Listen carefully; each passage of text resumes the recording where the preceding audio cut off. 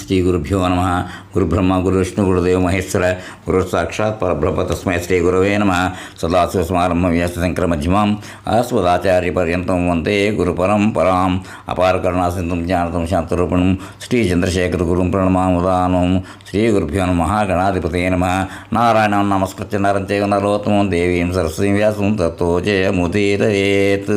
కృష్ణం వందే జగద్గురుం. శ్రీ గురుభ్యో నమ. ఎపిసోడు 8 చెప్పుకున్నాం, ఇప్పుడు 9 చెప్పుకోవాలి. 8 ఏం చెప్పుకున్నామంటే, మీ వంటి మహాపురుషులతో సాంగత్యం నెలకొలుచు ఉండుగాక, ఆ విధంగా నన్ను ఆశీర్వదింపుకోవడానికి పరీక్ష మహారాజు వీళ్ళని మాస్టర్ని అడిగాడు. అక్కడ దాకా చెప్పుకున్నాం. ఇప్పుడు నెక్స్ట్ కంటిన్యూషన్ ఎపిసోడ్ 9. సకల మానవులను అన్ని పరిస్థితుల్లోనూ ముఖ్యముగా మృత్యు ఆసన్నముగా తెలిసిన వారు తమ శరీర అంతఃకరణ శుద్ధి కొరకు చేయదగిన కార్యమేమి? అతిథిగా విచ్చేసిన ఆ సుఖయోగికి విష్ణురాత్రి పరీక్షిత్తు శిరసాభరణమిల్లి తగిన విధముగా సేవలు నడిచాను. అతడి మహర్షులు మా పూజలను అందుకుని పేమట సుఖయోగి సుఖాసీనుడైన మొక్కవోని ప్రజ్ఞాశాలి అయిన సుఖయోగి ప్రశాంత చిత్తుడై ఆసీనుడైన విధవ భాగవత శిరోమణి అయిన పరీక్షిత్తు ఆయనను సమీపించి శిరసాప్రణమిల్లను. అనంతరము బద్ధాంజలి నమస్కరించుతూ మృదు మధురముగా ఇట్లు ప్రశ్నించాను. పరీక్షిత్తు పలికిన భవిర్ధన్యుడును అపరాధమునర్చిన క్షత్రియుడైన మీ వంటి సత్పురుష సమాగమునకు అర్హుడు అయితిని. మాపై కృపయుంచి అతిథి రూపంలో ఇచ్చటికి వచ్చి మేము పవిత్రము చేసిద్దరి. మీరు వనములందు ఏకాంతమున తపోజీవనము సాగించుచుండునట్టి మహాత్ములు. అట్టి మీ దర్శనము సాంసారికులము, పైగా మృత్యు సమీపించి ఉన్నవారము అయిన మా వంటి మానవులకు శ్రీకృష్ణ పరమాత్మ కృప లేనిదే ఎట్లు లభ్యమగును? నీవు యోగేశ్వరులకే పరమగురుడవు కనుక పరమసిద్ధి స్వరూపము గూర్చి దాన్ని పొందుటకే మానవులు ఈ లోకమును చేయవలసిన సాధనలను గురించి వివరింపవలసినదిగా ప్రార్థించుతున్నాను. పరీక్ష మహారాజు తన మృదు మధురమైన వచనములతో ఇట్లు సంభాషించి ప్రశ్నింపగా, సకల ధర్మములను బాగా ఎరిగిన సుఖయోగి ఆయనకు తగు విధముగా ప్రత్యుత్తరము ఇయ్యసాగిన. వచన భాగవతం 2వ స్కంధం 2. మహారాజా, అభయపదమును అనగా పరంధామము కోరుకునివాడు సకల ప్రాణులకును ఆత్మస్వరూపుడైన శ్రీ మహావిష్ణు యొక్క నామములను, గుణములను, లీలలను గూర్చి వినుచూ ఉండవలను, స్మరించుతూ ఉండవలను, కీర్తించుతూ ఉండవలను. అట్లు ఉనర్చుట వలన అతని మనోవృత్తులన్నీను భగవత్పరములవును. అంతటా అతనికి సులభముగా సహజముగా పరమాత్మ ప్రాప్తి కలుగును.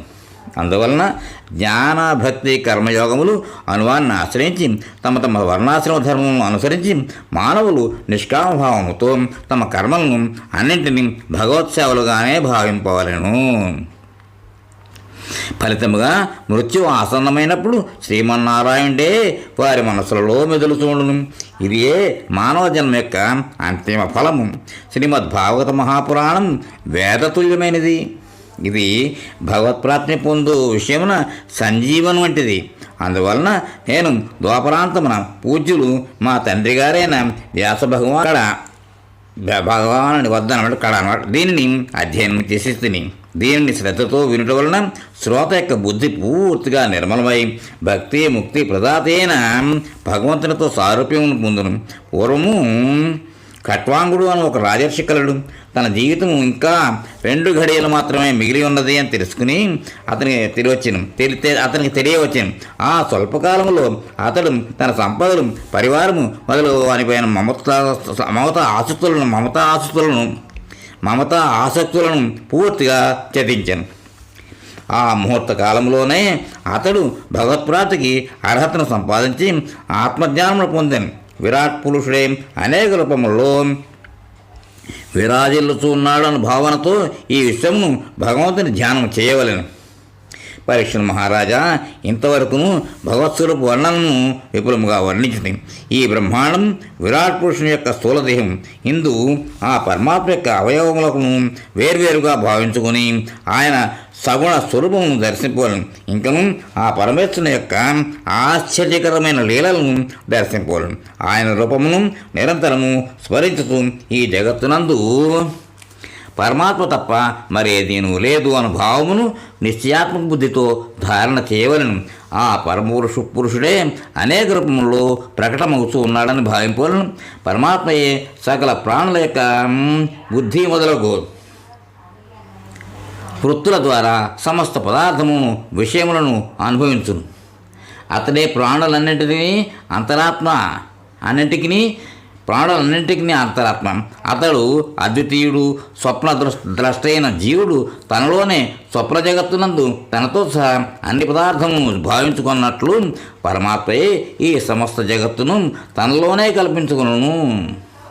వాస్తవముగా పరమాత్మ సత్యస్వరూపుడు, ఆనందసాగరుడు కనుక అతనిని భజింపవలను. సాంసారిక విషయములందు ఏమాత్రము రమింపరాదు. ఏదైనా విషయాసక్తి పతనహేతువు. భగవద్భక్తియే జీవులకు శ్రేయస్కర సాధనము. శ్రీశుకుడు నుడివిను.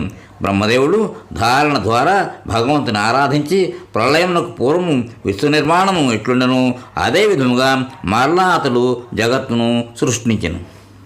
పరీక్ష మహారాజా, ఇంద్రియ నిగ్రహములకై యత్నించు సాధకుడు మొదట స్థిరముగా సుఖముగా ఆశ్చర్యుడు కావాలను. లౌకిక వ్యవహారం అన్నిటినీ పరిత్యజింపవలను. మనస్సును ఏ ప్రదేశం పైనకి ఏ కాలం మీదకి నీ పోనీయరాదు. సంసార చక్రమునందు పరిభ్రమించు మానవులకు భక్తి మార్గం తప్ప సులభమైన మరొక మార్గం ఏదీనూ లేదు. ఇది సకల శుభములను ప్రసాదించినట్లది. బ్రహ్మదేవుడు ఏకాగ్ర చిత్తముతో 3 పర్యాయములు పరిశీలనలు చేసిన వెంబట సర్వాత్మయైన శ్రీకృష్ణ భగవాను ఎడ అనన్య భక్తిని కలిగి ఉండుటే సర్వశ్రేష్టమైన ధర్మము అను నిశ్చయము ప్రకటించి ఉండెను. మహారాజా, శ్రీ మహావిష్ణువు సకల ప్రాణులకు అంతరాత్మ కనుక మానవులు త్రికరణ శుద్ధిగా ఆయన కథలనే సర్వదా వినుచూ ఉండవలను. ఆయన గుణరూప వైభవములనే కీర్తించుతూ ఉండవలను. సౌనకాది మహర్షులారా, మా మనస్సుని పరీక్షిస్తూ కొలది దినముల్లోనే తనకు మృత్యువు ఆసన్నమవుతున్నట్లు ఎరిగి ఉండను. కనుక అతడు ధర్మార్థ కామములకు సంబంధించిన కర్మలను అన్నిటినీ విడిచిపెట్టను. అనంతరము శ్రీకృష్ణ భగవాను యందే తన మనసును దృఢముగా నిలిపి ఆ భగవానుని మహిమను గూర్చి శ్రద్ధగా వినదలిచి, ఇప్పుడు మీరు అడిగిన ప్రశ్నే సుఖమహర్షిని అడిగిన. సూతుడు పలికెను.